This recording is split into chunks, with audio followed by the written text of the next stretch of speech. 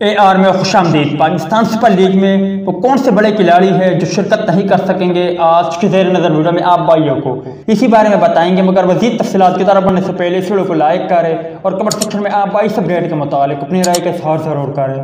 Pakistan super league के UAE में schedule बकिया matches में कई अहम गैर मुल्की खिलाड़ी और कोचेस की शिरकत मशकूक हो गई है। ज़राए का कहना है कि PCB अहम गैर मुल्की खिलाड़ियों की अदम मौजूदगी में नया ड्रॉप नहीं कराएगा।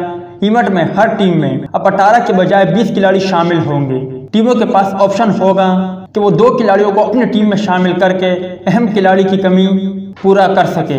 ज़राए का कहना है कि अफगानिस्तान के कैस अहमद, बांग्लादेश के शकीब उल हसन, जनूबी अफ्रीकी फास्ट बॉलर डेल स्टेन और वेस्ट इंडीज के जारा मिजाज बल्लेबाज क्रिस गेल की PSL में शिरकत मशकूक हो गई है, जबकि कई कोचेस भी अबूधाबी जाने से गरेज कर रहे हैं। PCB ज़राए का कहना है कि इन PSL फ्रेंचाइज को किसी भी पाकिस्तानी एसोसिएशन का कोच रखने की इजाजत होगी जिनके गैर मुल्की कोचेस और स्पोर्ट स्टाफ किसी वजह से अबूधाबी नहीं आ सकेंगे।